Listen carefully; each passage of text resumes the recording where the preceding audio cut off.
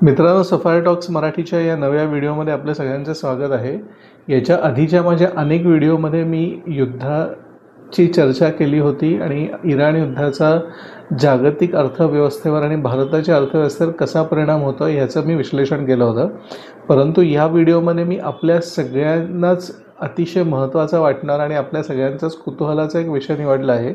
तो विषय म्हणजे भारताचा IT सेक्टर आहे, त्याची सध्या परिस्थिती कशी आहे. मित्रांनो, IT सेक्टर म्हटलं तर भारताचा शिरोमणी, म्हणजेच की भारतामधल्या बहुतांशी तरुण आणि तरुणींना असं वाटतं की आपलं शिक्षण एकदा पूर्ण झालं की आपण IT कंपनीत नोकरीला लागावे. बरेच यातले तरुण तरुणी भले इंजिनियर नसतील किंवा IT क्षेत्राशी त्यांचं शिक्षण झालंही नसेल, परंतु त्यांना असं वाटतं की एकदा आपलं शिक्षण झालं की आपण IT कंपनीतच नोकरी करू. भारताच्या IT सेक्टरची ख्याती फक्त भारतापुरता मर्यादित नाही आहे.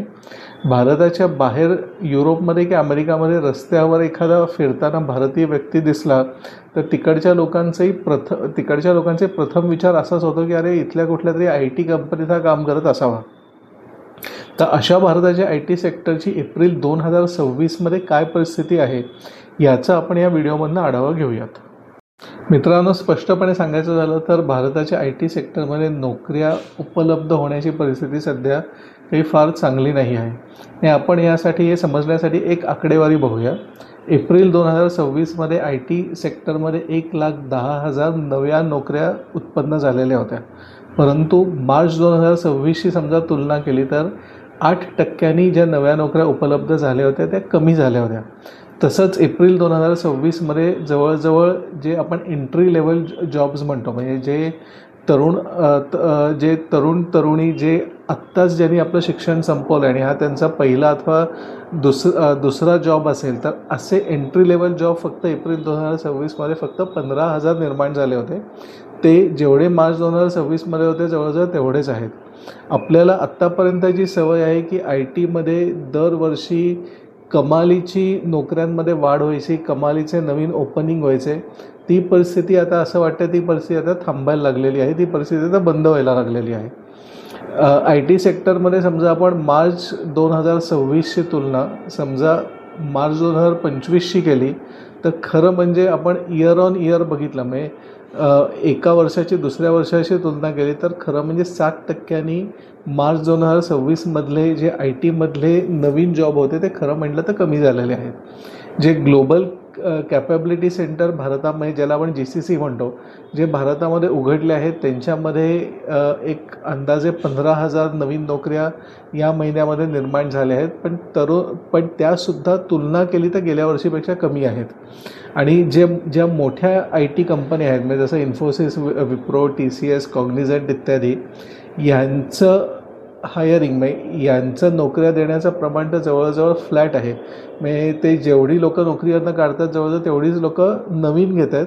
म्हणजे कुठेही त्यांच्या स्टाफ स्ट्रेंथमध्ये, म्हणजे कुठेही त्यांच्या संख्येमध्ये अशी काही वाढ होत नाही आहे. म्हणजे तुम्हाला ह्या संदर्भात एक आकडा द्यायचा झाला तर एप्रिल 2025 ते डिसेंबर 2025 म्हणजे आर्थिक वर्ष 25-26चे पहिले 9 महिने ह्या मोठ्या कंपन्यांनी या 9 महिन्यामध्ये निव्वळ 17 लोकं जास्तीची हायर केलेली होती. म्हणजेच की जेवढ्या नोकऱ्या त्यांनी म्हणजे जेवढ्या लोकांना नोकरीवरनं काढलं आणि जेवढ्या लोकांना त्यांनी नवीन नोकऱ्या दिल्या, यात फक्त निव्वळ 17 लोकांचा फरक होता.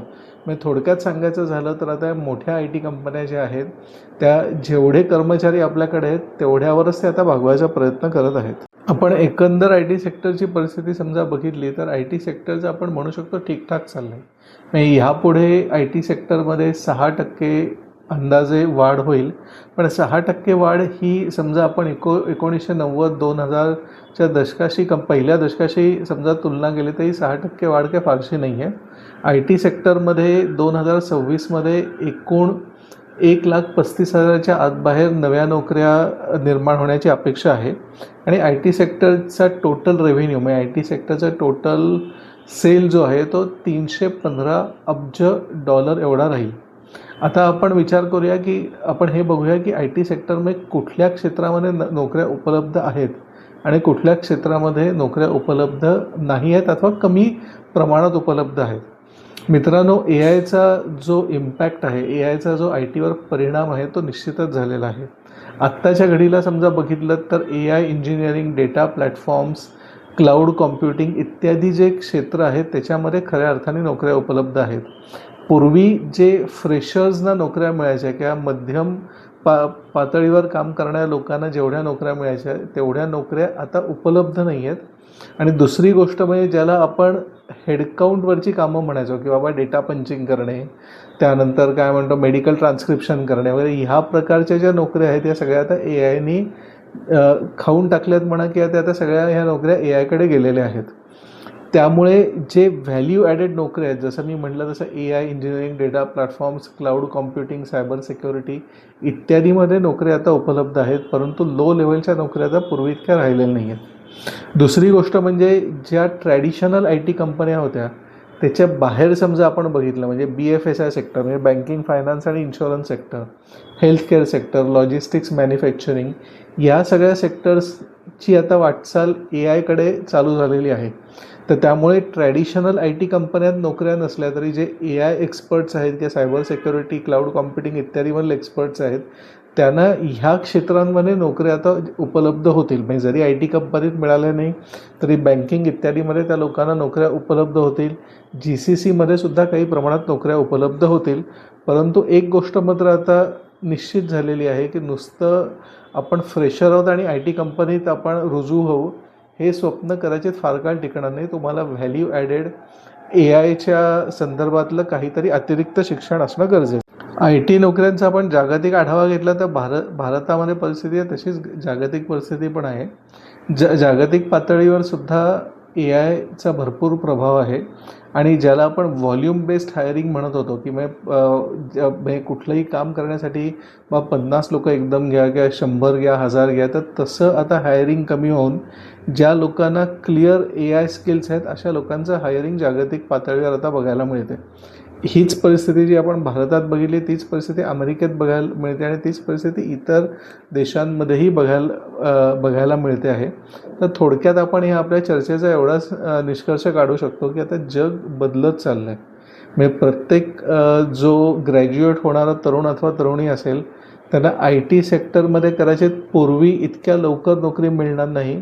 तर अशा लोकांनी बाकीचे जे सेक्टर्स आहेत म्हणजे बँकिंग सेक्टर, लॉजिस्टिक्स सेक्टर की जिथे सुद्धा आता ए आयचं खूप प्रमाण वाढत चाललं आहे, इथे नोकऱ्या मिळत आहेत का याचा प्रयत्न करावा आणि थोडी व्हॅल्यू ॲडेड स्किल म्हणजे नुसतंच ग्रॅज्युएशनच्या पलीकडे ए आय, क्लाउड कॉम्प्युटिंग इत्यादी या प्रकारच्या स्किल्स आपल्याकडे असतील याचा पुरेपूर प्रयत्न करावा. मित्रांनो, आय टी सेक्टर आणि आय टी सेक्टरमधल्या नोकऱ्या या विषयावर आता माझ्याकडे नवीन काही माहिती आली तर निश्चितच मी नवीन व्हिडिओ बनवीन. तो व्हिडिओ बनवून तुमच्याकडे येईन. पुढच्या व्हिडिओपर्यंत तुर्तास निरोप घेतो. हा व्हिडिओ आवडला असेल तर व्हिडिओला लाईक जरूर करा, चॅनलला सबस्क्राईब करा. पुढच्या व्हिडिओपर्यंत आज्ञा द्या. जय हिंद, जय भारत, वंदे मातरम.